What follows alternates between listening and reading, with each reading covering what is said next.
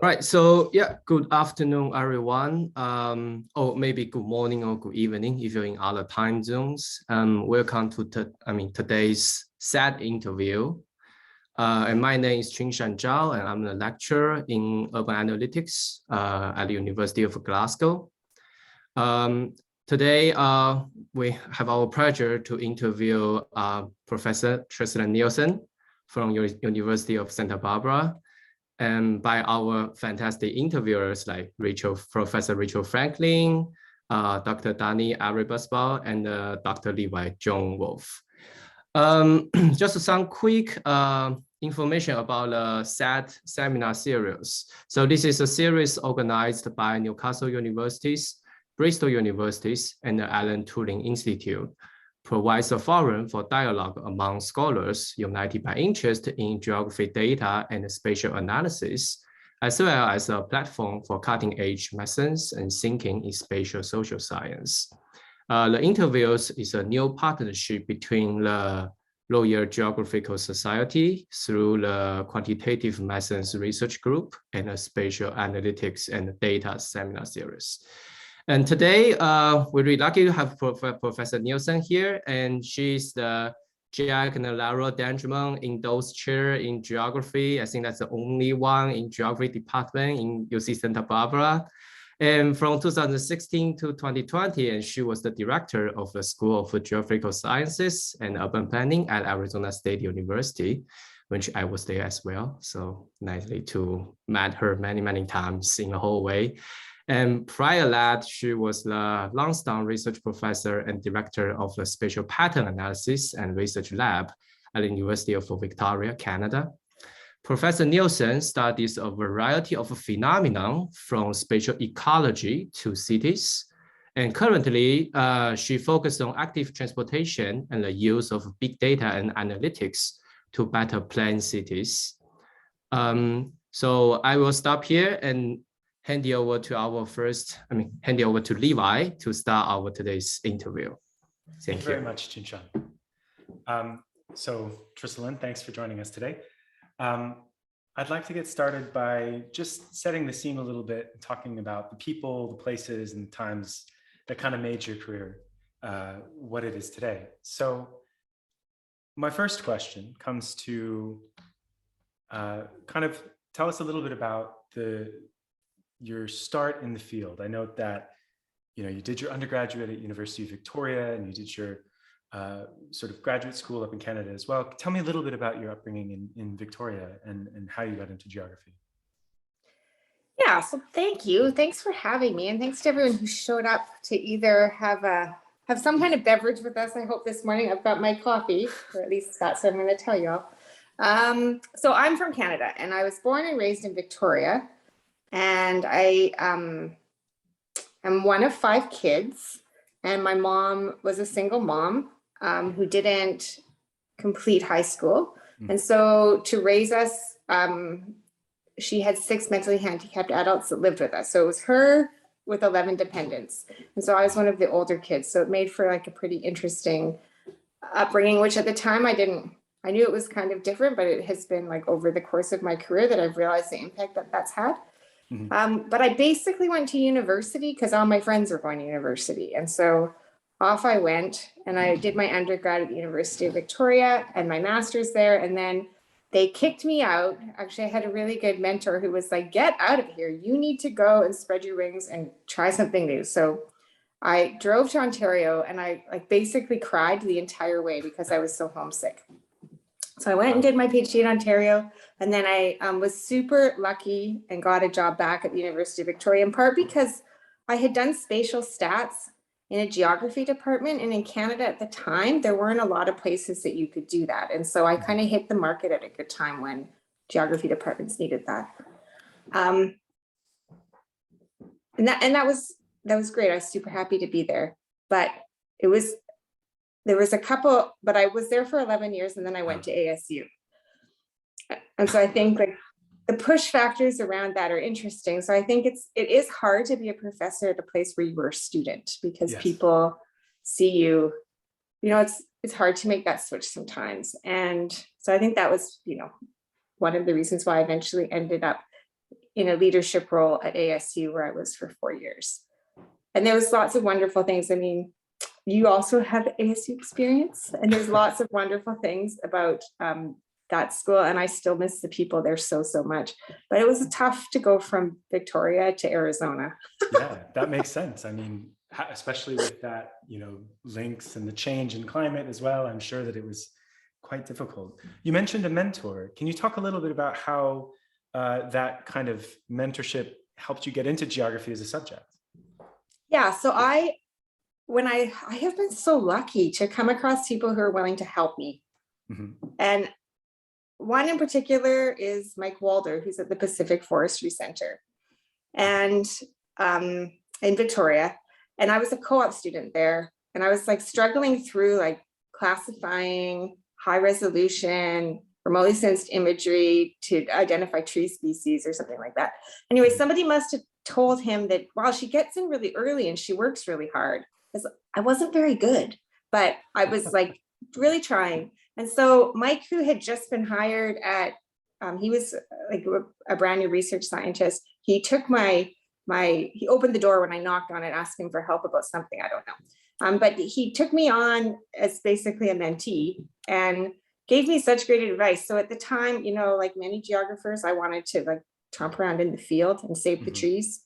And there was a lot of protests going on in Canada at the time with Indigenous communities and environmental groups up in Carmana Valley. And so like I was headed up there. And Mike said, well, that's fine, you can do that. But you might also want to think about, if you really want to make a difference, go get some technical skills so that you can help people make better decisions. And prior to that, I had avoided GIS classes. I had like done everything to not do technical things. I was going to be a physical geographer. And it was, I think, a really an important moment in my sort of development as a geographer when I realized, right, the questions that I want to answer require me to spend a little bit more time getting the technical skills that I need to like make data into information products. And I think that has been really foundational to my career. Gotcha. So that kind of helped you pivot into that area, and that mentorship like opened those doors in that way. That's great. That's fascinating. So you mentioned you stayed in Victoria for a while, and then you moved to ASU, and then after your time at ASU, you moved to UC Santa Barbara. You talked a little bit about how the kind of drive to go to ASU is about these kinds of leadership opportunities. Are you interested in expanding a little bit about how it felt to kind of enter at the director level at Arizona, what that transition was like? Oh gosh, it was so hard. Okay, so for those of you who don't know, we actually don't have that many directors like they have at ASU in academia. So we more often have department chairs or deans. And I'd say like the director role sort of fits halfway between those two. So at ASU, it's a very top-down organization, which means directors have a ton of power. That must have felt nice. And also like a ton of responsibility. And so I think I went from running a lab with 17 people and sort of like really knowing what I needed to do to being in a different country, a different system, trying to sort out my immigration, having my green card rejected, trying to settle my family, and also like have 75 people report to me from 2 different departments. There was over 1,000 students in our care. The 2016 election happened shortly after I got there. It was so overwhelming. I remember many mornings where my husband, who's also a geography professor, like took me by the shoulders and looked me in the eye and was like, "You've got this. You've got this. This is your house. Go." And I'd be like, okay, I'm going. So I think I loved that job, and I loved being the director, and I feel good about what I accomplished when I was there, mostly because the people were so awesome. But I think there are these moments when you have to really step up in new ways. And I'm glad that I did it, because I think I learned so much about myself, and also situated myself in a way that it really helps me understand things in academia in a way I didn't before. I think I'm much more tuned into student needs. I think I'm much more thoughtful about the pipeline and what we need to do when we hire, and some of those issues I don't think I would have been as tuned into. Sure, that makes sense. That's totally understandable that changing the context would give you that perspective. That does make sense. And then, of course, from ASU to the Dangermond chair, right? That's also an interesting story, if I'm led to understand correctly. Can you talk a little bit about how that happened? Yeah, so, I mean, okay, in Canada, I'd say it's much less common to change jobs once you get it as an academic. Most Canadian, I think in part because there's fewer universities, but Americans, I have noticed, they sort of move around more. So if you are someone who's changed positions over time, you'll know that when you do this, there's like a variety of push factors and then a variety of pull factors. So when I think back over these decisions I've made to move, there's always like, it's interesting to reflect on what those were. So with ASU, I think, I had really struggled to feel at home in Arizona and also in the US. And so my plan was not actually so much to leave, but it was that I knew that before my kids started high school, if I wanted to make a change, I had to do it then. And I thought I'd go back to Canada. But the Dangermond chair, it actually came up, it was advertised. And we used to come to Santa Barbara between Christmas and New Year's. And I remember seeing it advertised and mentioning it to my family and then kind of laughing and moving on. And I didn't apply. And we were sitting in Santa Barbara, like between Christmas and New Year's. And we were like, oh, I wish I'd applied for that job. But I hadn't. But they decided to advertise it again. And so I think to get a bigger pool, I don't know why. But it came up again and I had that regret. And so then it was like time to apply. And so we did. And but yeah, I think, my sight was set to go back to Canada because I've been really homesick. And I have felt sorry that I have felt guilty about leaving my academic home in many ways. I think, Canada raised me academically. The federal government invested money in fellowships. I feel like, it's hard to be a Canadian sometimes in the US because Canadians have these funny ideas about how we define ourselves as not American. And I've had to wrestle with my sort of academic identity in that way. And so, but Santa Barbara is a great fit because you've been here, it's a pretty amazing place to be, but also the Dangermond chair, I didn't think they'd hire me. It's partly why I didn't apply the first time. It's the Dangermond chair. And I felt like I wasn't the right kind of GI scientist, I think. Sure. And, but it is such an exciting opportunity because it creates these connections and leadership opportunities, I think, in a way that really appeals to me. Sure. No, that makes sense. Speaking of the what kind of geographer that might be, you've mentioned before that you kind of are excited about some of the more entrepreneurial sides of academia, right? So you are involved in Bike Maps, right, which is the community volunteer geographic information system for biking, and you also have a podcast. Talk to me a little bit about how that kind of, I guess I'm struggling for a phrase, but alternative academic exploit, but something like this. How does that factor into your kind of life in academia? Where does that fit? Yeah, so here's a shameless plug. I do have a podcast. It's called Earth Plus Humans. It's about human environment interactions. And you can pick it up on Spotify, on BuzzFeed, on our Spar Lab website. So please do that. I think, there's two things I think that have sort of defined my academic career. One is that I'm an extrovert. I like people. I like building teams. I think that that's actually like my secret ingredient in academia is actually being able to talk to people and figuring out what they need and connecting them to, solutions. So I think that part of it is just that I find it really fun to do these outward facing things. And then the other thing is that, I grew up in a super blue collar family. Yeah. It's like my mom's like fundamental values are like be efficient and work hard. And so I think some of that translates itself into like really applied research and really wanting to do things that I can see are informing decisions. I mean, when you think about kind of my origin stories around, Mike saying, go get some skills. Yeah. Like, right, that really appealed to me. Like it made more sense to get skills when I realized that there'd be problems I could solve with them. So I think a lot of it is just that. The other thing, though, is that I'm really concerned with the disconnect between science and the public. So I see this sort of growing distrust of science, lack of understanding about what data-driven can mean.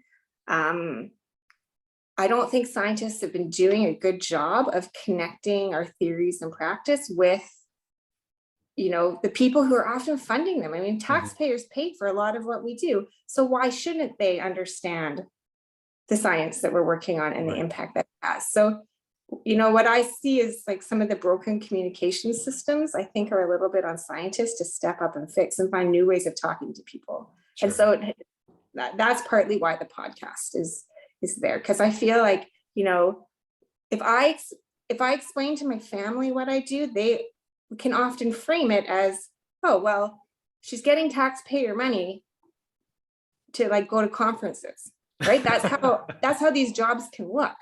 And so what I really want is to be able to say, yeah, we're getting taxpayers money, but look at the broader impacts that we're able to support. Right. And sort of make it so that open science is more than just about releasing tools, but also talking to people, engaging in the conversation. On that note, the last question I have for you is actually something that you've taught me, and it's a phrase that you use a lot when you talk about your leadership at ASU and at Santa Barbara. You use the phrase building positive culture. Oh, I'd like you to talk a little bit about your sort of reflections on building a team and what that phrase might mean. That's so nice. I'm so glad you asked me that. So, I think when you like going to work, when you like the people that you work is like such a huge part of our lives, especially for academics. And for me, it matters so much that I like the people that I'm around, and that, they don't have to be my best friends, but sometimes they are, which is nice. But I do want to feel happy when I see them in the hallways, and safe so that I can, test out new ideas. And I think in academia, which has often been a very siloed activity, individual professors in their offices, we sometimes forget about the added benefits of creating kind of a team or a positive work environment. So when I think about push factors over time, that was a big push factor when I left Victoria to go to ASU, was that the culture in that department at the time wasn't very good. I was the first woman ever to be a full professor there in 2015, which is crazy. And so I think, when I went to ASU, it was really my mission to create a positive culture by, having opportunities to interact, trying to value the contributions that people bring, and just creating a space where people can like each other. When I am on a hiring committee, whether it's for a graduate student or a faculty member, for me, collegiality is always one of the top criteria, because I think if you come, you can do amazing things on your own, but you could do those amazing things anywhere. So if you want to come and do them with me, with my team, then there needs to be a reason why joining that benefits you and us. Sure. That makes sense. Well, that's about all the time we have for my section, but thank you very much for answering my questions. Thanks, Levi. I hope Dani can dig into some of the research ideas with you. So great. Okay, thanks very much, Levi, and thanks very much, Trisalyn. It's super cool to have you on the podcast with us today.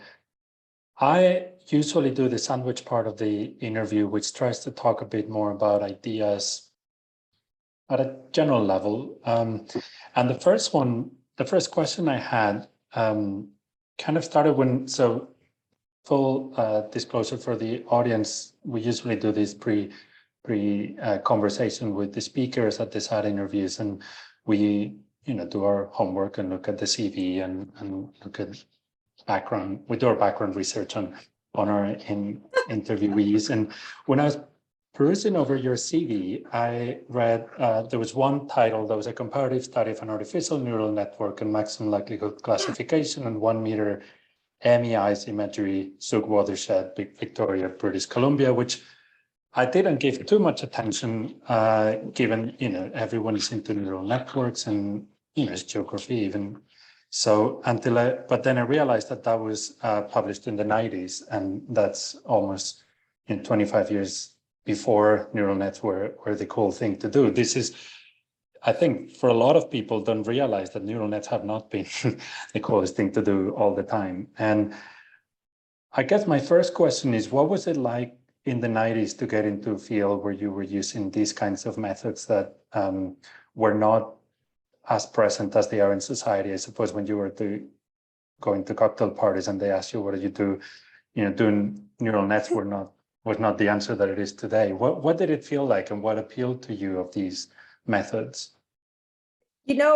That's so funny. So I actually have this very specific memory during my PhD of being at a party that my landlords were hosting, and they were mostly humanities professors. And somebody said, "Oh, well, what are you studying?" And I was like, "Oh, I'm studying spatial patterns, and applying it to mountain pine beetle." And the person turned and could not get away from me fast enough, because I think, now I say, "Oh, I'm a spatial data scientist," and people sidle up. I'm like, "Oh, that sounds interesting. Tell me more." So yeah, there has definitely been a shift in how people think about these things. I don't think at the time I thought, "Oh, I'm using AI or I'm using a particularly fancy method."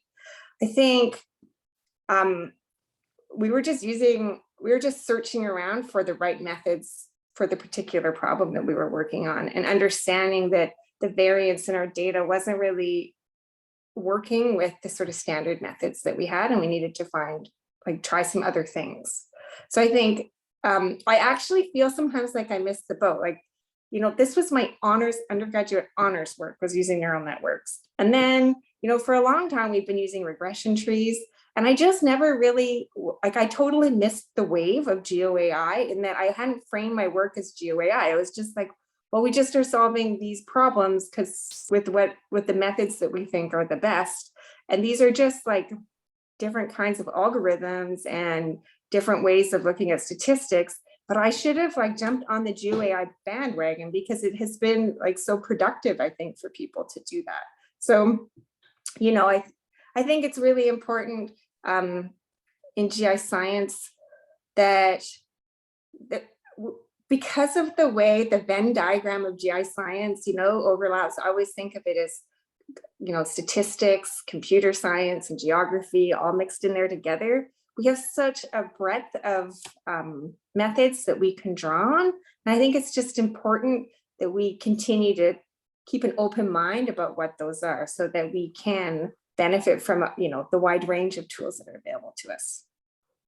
That's such an important point, and I often wonder how, I guess I feel similar in some ways. I come from economics, and economies are very much question driven. Even the methods they invent, things like econometrics, they then call them mostly harmless, which tells you how much they care or they value the actual methods. They're very much question driven, but I think it's a really important point. And at some point, methods for most people are the means. Do you have any thoughts on how we distill these to students, or how do we train people who are not, that's how I put it, attracted by the fanciness of the method, but that at the end of the day, as you were saying, the world has problems, and it would be great if we were able to help a little bit with those. Well, I have two thoughts on this. One is that I think, so I was on a panel recently that Esri hosted, and it was on data science. And one of the questions that came up at the end was, do geographers have any place in still hosting data science degrees? Sort of data science is sort of spread. And even though, a huge portion of data are spatial, why are we hosting these in geography? Well, so I think geographers it is nice that we sit at the middle of the Venn diagram, where we don't have to understand every single method in a detailed way, but we can kind of integrate between the people that, know the different things. So you need to know enough to know what kind of questions you need to ask and what kind of people you need on your team. But I do think there's sort of this integrator role that geographic data scientists can often play, but requires us to be confident and act as leaders, I think, in order to succeed. So that's one thing. And then the second thing is, I think, one of the challenges is that in order to be good at methods, you got to go deep. You kind of have some people that are can integrate across a bunch of things, but to be really good at statistics or to be really good at computer science, it requires like a depth. And so I think we just need to be making sure that our teams are mixing it up. If you haven't talked to somebody new in a while, then you might be getting kind of stuck in a rut around your methods. So keep your mind open and have other kinds of conversations, and make sure that, at least a couple of times a year, that you're having to have a conversation with someone where you don't totally understand what they're saying, and you have to ask them to clarify their jargon and define things a bit more. I think it's those kinds of interactions that will allow us to continue to grow. That's such a good point, and important to keep in mind at all levels of, I think, career stage. I feel like is one of those things that we tend to all agree that is good, but then forget as we move on. Well, we get busy, maybe. and I think, there's so much pressure to be productive. I think that I think it gets in the way of. And speaking of sort of moving on and advancing on the career from your undergraduate thesis, I think I guess another question I really wanted to ask you, can you tell us a little bit about the journey that you went through from using neural nets to, so on that very same PDF, the next line actually is your last funded grant, which is traffic records improvements, estimating walking and biking. I imagine that there's quite a few things that happened in between, but I think the trajectory from going pretty hardcore on the methods to something that's arguably a lot more comprehensive and still connected to the methods, but in ways that traditionally you wouldn't have thought of these kinds of questions being asked from this point of view. Can you walk us through that journey a little bit and that took us here? Sure. So I was definitely, started out in remote sensing and forestry. It was trained more as a spatial ecologist. And then, for my PhD, moved more into spatial pattern analysis, but still kind of on the ecology side. And it was sort of just an accident. Well, not really an accident, but I've always just been really excited by data. So if someone, and this would happen a lot, especially at UVic when I was an assistant professor, someone would come by with their laptop or like a map and be like, I've got this data and it's spatial, and I don't know what to do with it. And I couldn't resist. I was just like, ooh, data. Okay, let's think about how we can turn this into information. So I was always pretty my CV looks a bit like I have no attention span, which might be true, but because I really like to work on a wide range of applications. Then one day I was writing, so then Colin Robertson, who was a PhD student in my lab, went on to be a professor at Wilfrid Laurier. And there he was part of this team that launched RinkWatch, which is this BGI project where Canadians can map their ice rinks and then tell you each day if it's skatable or not, because climate change is making outdoor ice rinks less skatable, and where Wayne Gretzky learned to skate will soon not be able to host outdoor ice rinks. And it was getting so much press, more press than Wilfrid Laurier had ever gotten anything. And I was like, geez, why didn't he have that idea when he was still in my lab? Because this is gold. And I was on my bike, and then I was at this blindish corner, and it was where I often felt like I might get hit by a car. And so I thought about this. And so somehow thinking about RinkWatch, riding my bike, having a near miss made me think about bike maps. And that's where sort of the idea for a crowdsourced tool for people to report bike crashes and near misses globally was developed. And that was the pivot point at which I, in order to get money for something like building bike maps, you can't go to the usual suspects. The federal funding agencies who fund science are not going to just hand you money to make a website. And so I had to start knocking on doors to build partnerships to do that. And actually the first funder of it was CAA, which is the Canadian version of AAA, the roadside assistance kind of company. And I feel like I spent that whole year talking to cities, talking to different people. I went over and talked to Megan Winters at Simon Fraser University, and she became my BFF collaborator, and just like a mind meld. Our skills and interests just overlapped so nicely that we could really grow a research program together. So I think it's a little bit of what you love combined with some, opportunity. I love biking. I love being on my bike. And so I think that was a nice marriage of things. But I like that with my mountain pine beetle work and some of the spatial ecology, it was really hard to see kind of the impact. Whereas with the bike research, you can really see like when a city changes its decision-making because you were able to tell them this spot's not safe. Somebody's going to die here. I think I find that really fuels me forward with the urban planning research because I can see the impact. That's fantastic. Cool. Okay, my last one, and then I'll hand you over to the SAT party. We had one of our previous speakers, Mark Calder, said something in our last panel that really stuck to me. That she said something, paraphrasing, that we're always at a crossroad with things where it feels like the world is about to implode on the one hand, but then at the same time, it also feels like something completely new has appeared that has the possibility of completely reshape how we live on Earth. And even though it always feels like unique, it's actually a pretty constant thing over time, that there's always this feeling of a crossroad. So building on that, I was wondering, what do you think are the current crossroads that we are at GI science in particular, but more generally, if you think in the context of science, data, and geography, what do you think are the, what is it about to make the world collapse? And at the same time, what has appeared that's new, that's going to make us, leave all the science fiction fantasies that we've been reading forever? That is such a good question, Dani. That is great. Thanks. Okay, so. Not mine, of course. Oh, come on. I think, okay, this is what I'm really worried about for GI science right now. We have more data than ever before, and we are using data from a wide variety of sources. And people like me who get excited when there's a new set of data out there, we can't help ourselves. It's like this data is pouring towards us and we want to pull the pattern out of it and we want to analyze it.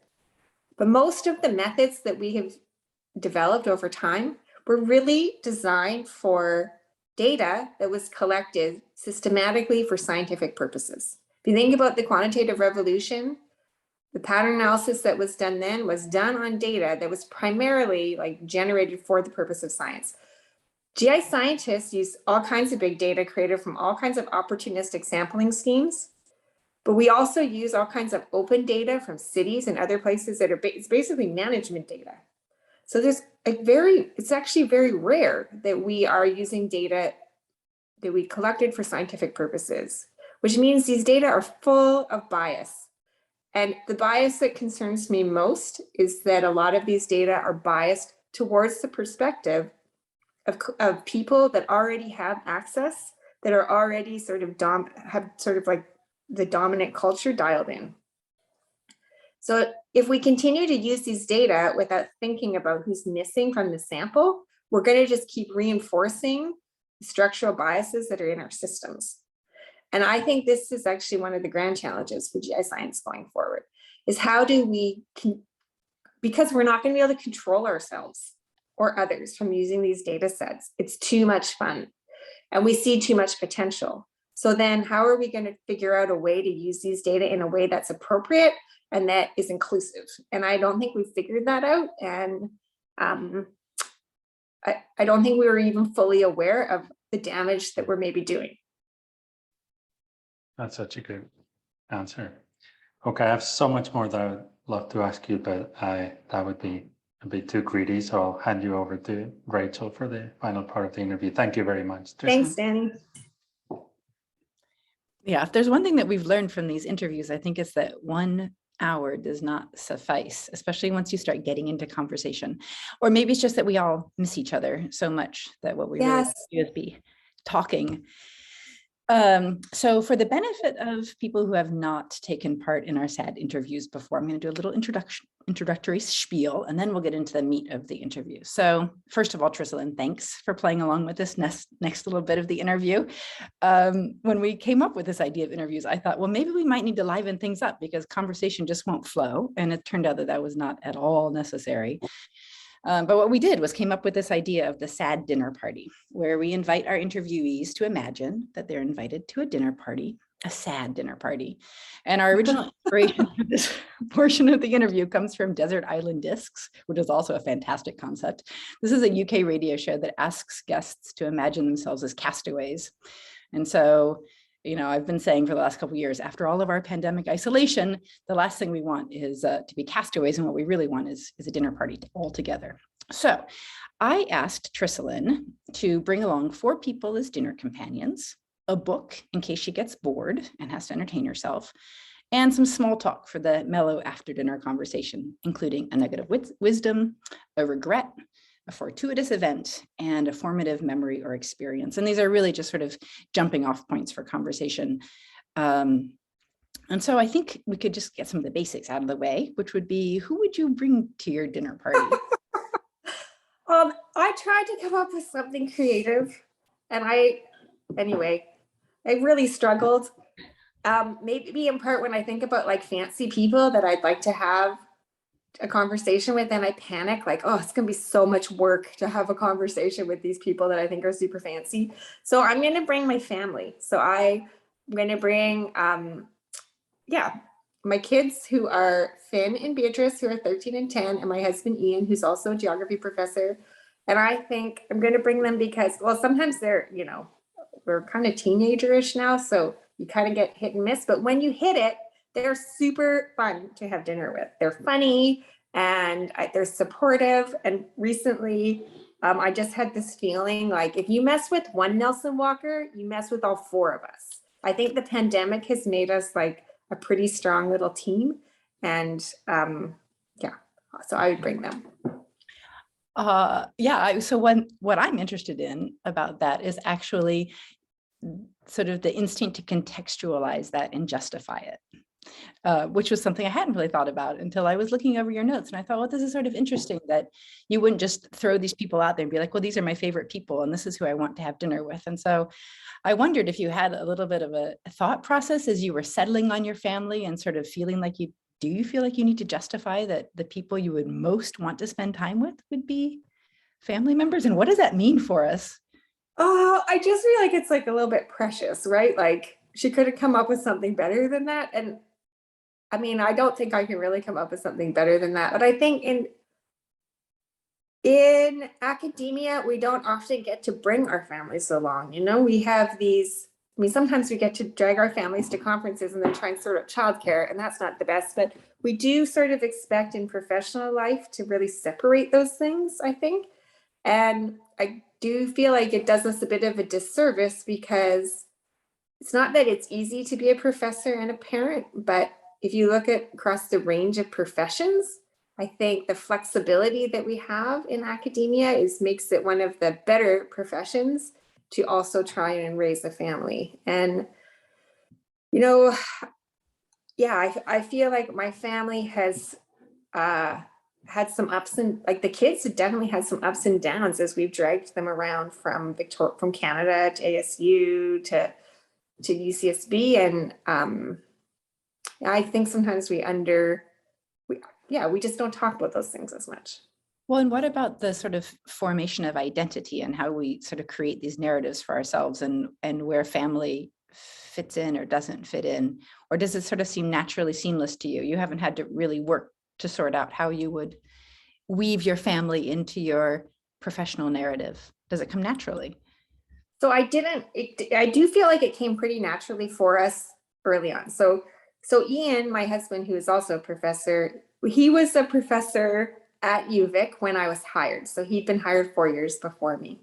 And so that's something we can talk about. Do you or do you not date somebody on your faculty? Because that caused some consternation amongst my senior colleagues, I'll tell you that.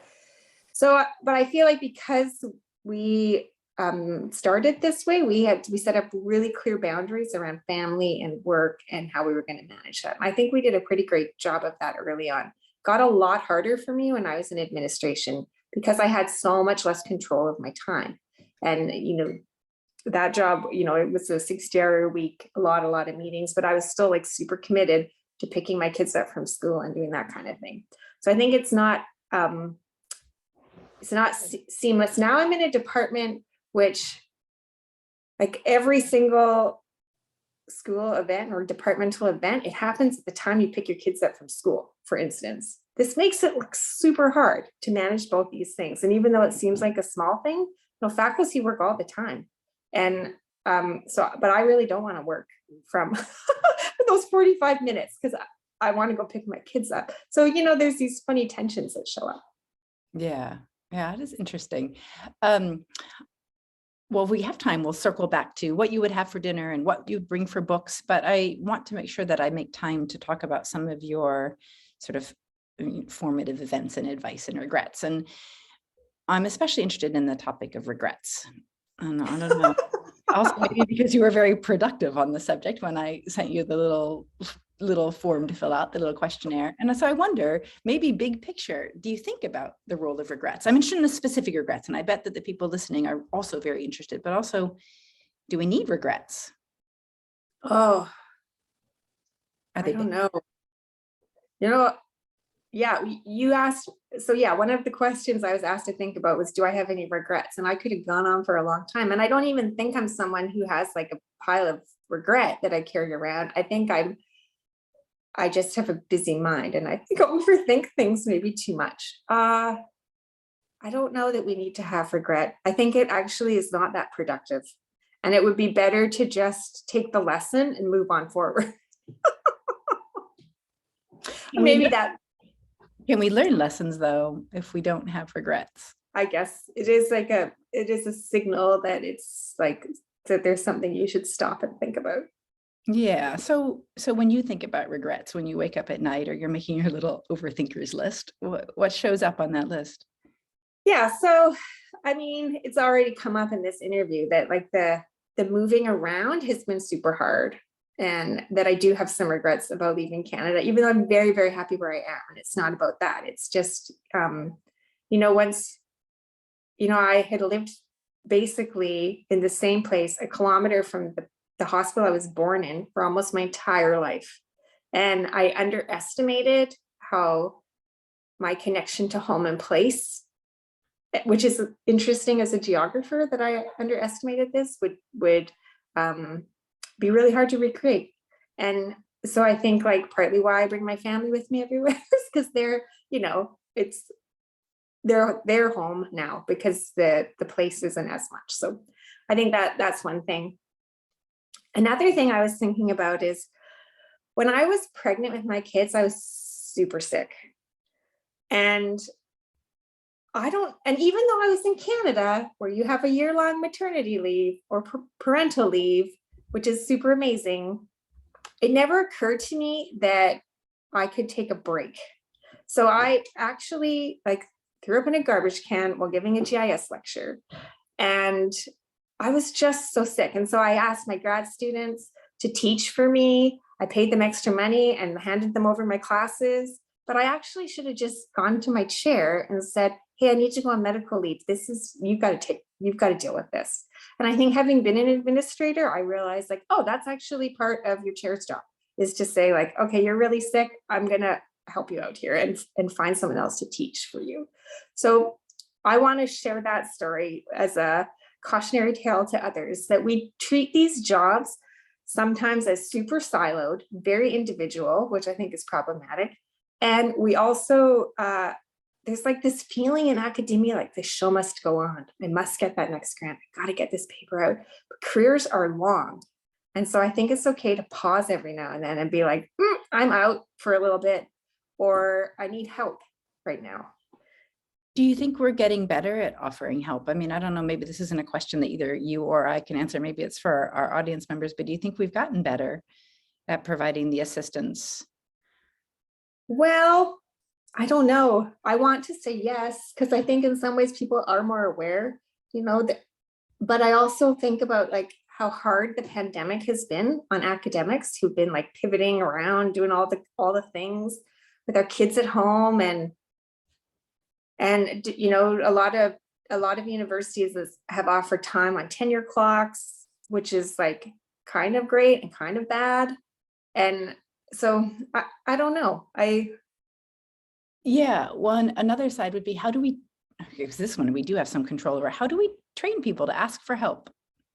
How do we train people to speak up when things aren't working? Because I think you don't always know if somebody's struggling if they don't say anything. How do we train our students and our postdocs and our junior colleagues to pipe up in a constructive way? Yeah, that's a great question.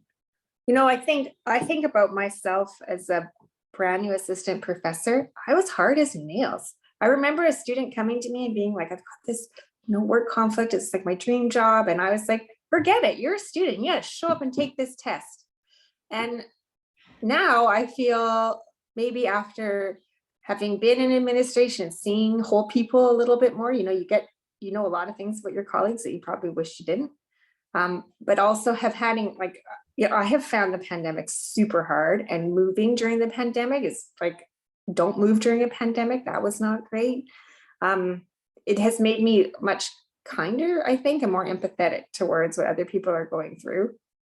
So maybe if you can create that culture in your own group, then that culture will get carried forward. I mean, we see this all the time. The culture of the group that you get your PhD in is often a culture that you portray afterwards. Yes. So maybe it's like really important that, we're creating cultures that it's okay to ask for help.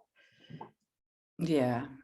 Well, you just gave a little bit of advice about not moving during the pandemic. How about other words of wisdom? Any nuggets that you feel like you want to share while you have a virtual soapbox? Yeah.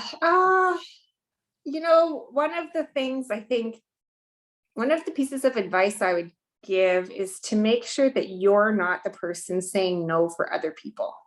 So when I didn't apply to be the Dangermond chair because I didn't think they'd give me the job, I was saying no for a hiring committee. And that was like a big underservice to myself. And recently I've also done another version of this where there's a lot of new funding opportunities that are really most appropriate if you have a colleague from an underserved or underrepresented group. And I know that these colleagues are stretched super, super thin. And so I'm hesitant to reach out sometimes and grow my network in a way that is productive to create those collaborations, because I don't want to be a burden. And so there was a funding opportunity that came up, and I sat on my desk and I kept, I really want to write for this, but I need the right partner. But I didn't want to reach out and ask someone from an underserved group to be part of it, because I felt like it was too much of a burden. And so I left it too late. I finally did. And he was like, oh yeah, I'd love to work on that. But now there's only 3 weeks. There's not enough time. And so I had been afraid of hearing no. And also double guessing whether or not I would be a burden. And so I basically said no for that person in a way, which I really regret now. So now we have to wait a year, and I will go back earlier and learn my lesson. But I just think, just being, don't get in your own way, I guess. Yeah, you had a piece of advice about fun too, and I feel like we need space for fun. Maybe people don't know enough about fun. So I don't know. I came up with this when I was an assistant professor, and it was my 75% fun rule. And it was like, there's a lot of flexibility around the service that you do as an academic, around the research that you do. So you should always be moving the chess pieces so that you can be having 75% fun, knowing that 25% you're just going to have to do. And that's the way it rolls. I feel like at times in my career, I've been better or worse at this. But I think that's the best part of being an academic, is the freedom that we have to sort of manage what we want to do. So if you're not working with fun people or on fun projects, or even there's lots of service that I find fun. So if you can't find some fun service, then you need to shuffle the deck a little bit. Yeah. Yeah, well, here I am doing a sad interview with you. So clearly voted with my feet. We're winning on the fun front today. Well, I probably have even taken a little bit more than my share of time, but there was just a lot of things that have come up that you wrote down in sort of your little nuggets. So this sad dinner party, I think there'd be lots of fun conversation, but it turns out that it's come up in the interview elsewhere. But you had one really nice formative interview about right before you started university and showing up on this. And I thought, such a good story. And so I think it's a nice way to end, maybe, if you don't mind telling it. I would love to tell this story. So as I've mentioned, I was a first generation university student, and I grew up in the same town I went to university, but oddly, I'd rarely been on campus, which I think is a note to universities that their community should be on campus. And I wanted to be prepared for my first day of university. So I drove up to the university, parked in the parking lot, went to the map that said, you are here, And the University of Victoria is a circle.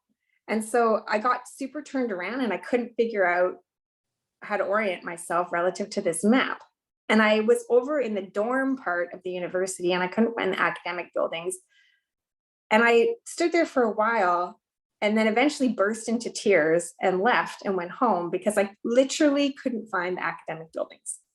And years later, so I went and found a friend who was more familiar, and she came back with me and took me to find the academic buildings. But definitely for me, learning how to navigate the university was really challenging. I did all kinds of crazy things. My first year, I didn't understand the way they wrote the schedule, that they'd say like class went from 10:30 to 11:30, and then the next went from 11:30 to 12:30. So, but there's actually like a 10-minute break between the classes, but they didn't advertise that. And so I couldn't figure out how you got from one class to another. So rather than stack my classes close together so I could work my part-time job, I spread my classes out all over the day, thinking I needed to leave that hour in between to get from one class to the next. So like, this is, I don't know why I think about that all the time. It's like, this is just like, someone could have just communicated that to me and I would have like had such a better first year. But you know, it was hard to figure out how to navigate, but it was also spatial thinking was not something that came naturally. And when I became a director of geographical sciences and urban planning at ASU, it suddenly dawned on me the irony of how I started my academic journey, like so lost and unable to read a map. Yeah, well, I like your story. And actually your reflection just now made me think that we've had so much conversation over the last few years about the hidden curriculum in graduate school and a little bit for undergraduates. But I find that the older I get, the more of it is hidden. And, you know, it's just like this tiny little piece of the iceberg that is above the surface. And there's so much that's just assumed. And maybe it's just something with getting older. You find that you're in situations now where you can tell that things are hidden? I'm much more aware of the hiddenness. I mean, it was this way when I was an undergraduate, but I think like you, the first few years that I was teaching and researching, I thought it was all out there. And so I was kind of a hard ass to students. And I think I had unreasonable expectations of everyone. And now I think I'm super sympathetic to my students because it just isn't obvious. And every time we think we've uncovered a layer of hiddenness, there's like a new layer of things that we assume students know. So I think my takeaway lesson would be that actually all of life is probably like that. We should really be paying attention because in every possible sphere of our lives, there's probably a whole lot that we're assuming. I should probably leave it there because we've got like 6 minutes for sort of open conversation. And I know that people have been leaving comments and questions in the chat. So I'll mute myself now. All right. Yeah. Thank you so much, Trisalyn. So that's a very insightful interview. I mean, I personally benefit a lot from it. And yeah, there are a few questions in the chat, and I will start with the Q&A here. So there's a question from Jonathan. Very interesting in your cycle accident data, I guess the bike maps. I work in aircraft safety and accident investigation. Do you think the future could be a taxonomy of accident types that we can use with large data sets for generating risk assessments for generic junctions, or like something to guide future design? So that's a question. Yeah, so I think already we are seeing, so we have enough data now from bike maps because we've been running it since 2014 that we can start to analyze multi-city kind of conditions that lead to different kinds of injury.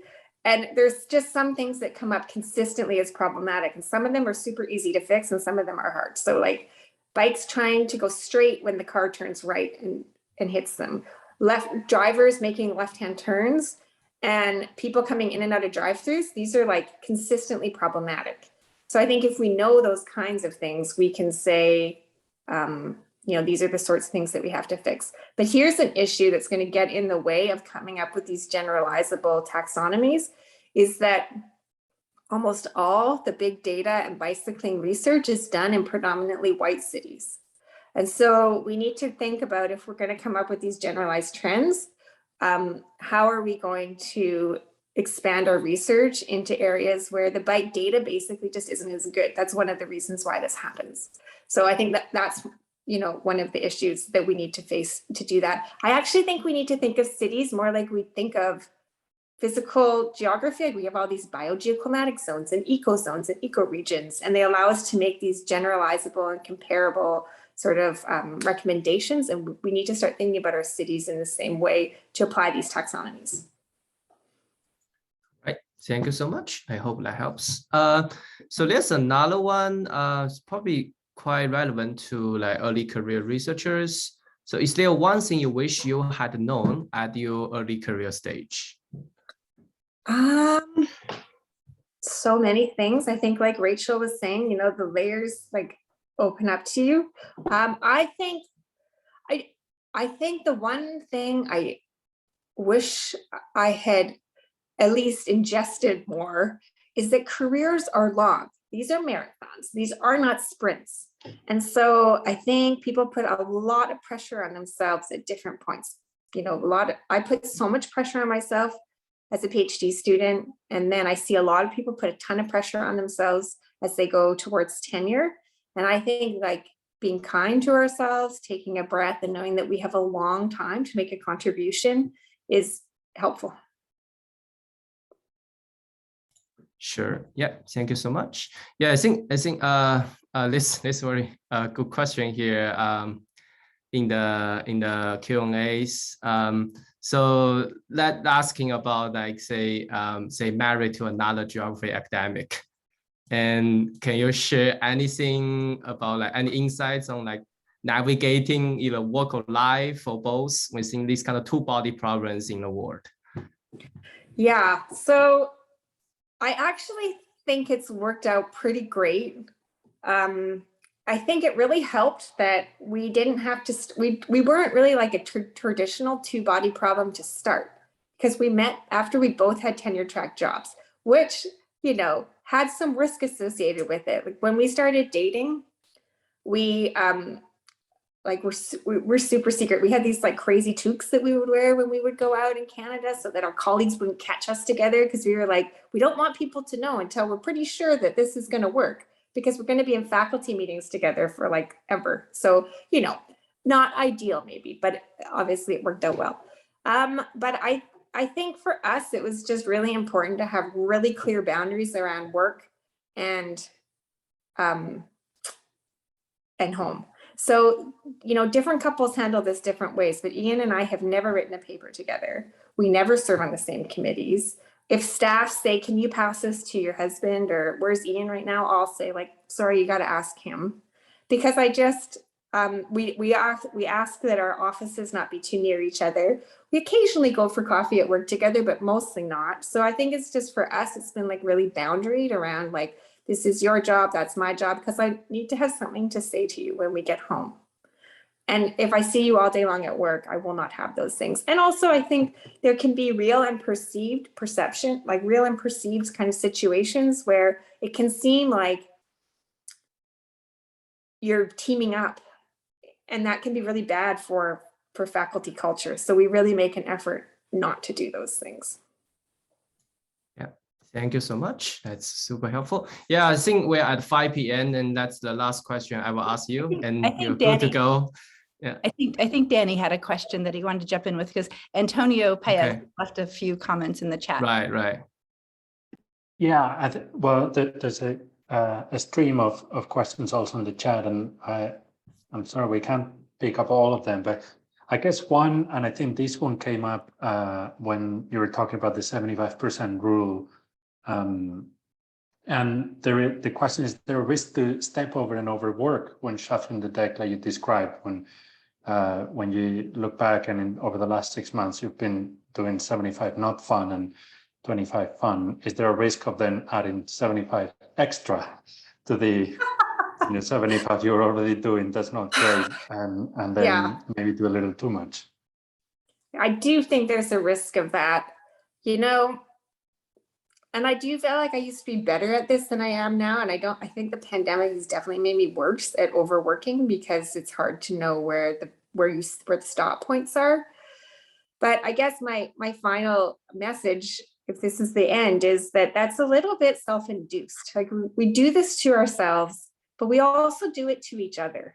So I think it's just really important to bring a generosity to the diversity of ways in which we want to be doing our academic work, so that we can make room for individual expression and for individual pathways, so people can do these sort of fun things. So if you look at yourself and say, this is the kind of academic I am, now I expect everybody else to be this kind of academic, you are perpetuating that system. So if you can view each other's CVs and work with an eye towards generosity, I think we will reinforce a more positive culture.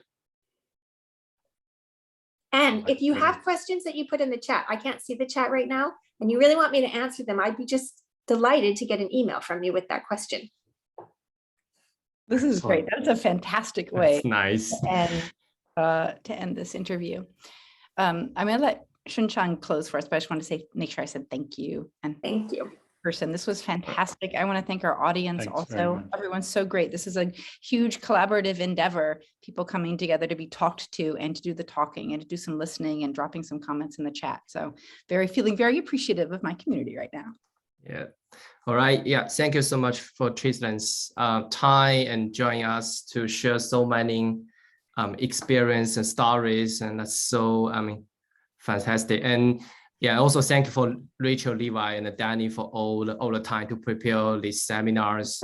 And then I think for this interview we'll have a recording, so it will be uploaded to our YouTube channel. So if you have a friends really want to watch this, but they live in Australia, ask them to check our YouTube channel. So I will hand it to Levi for the next event. Sure, yes. We wanted to make sure that everybody was aware of the Alan Turing Institute's AI UK conference. Just wanted to announce to make sure to secure your place at the Turing's flagship showcase on AI. There's going to be a ton of sessions. So please, if you're interested, check it out. And we'll be having another interview in the seminar series pretty soon. Watch our Twitter accounts for the upcoming interviews.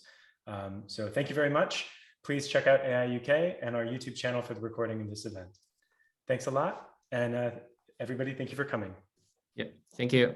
Bye-bye. Bye.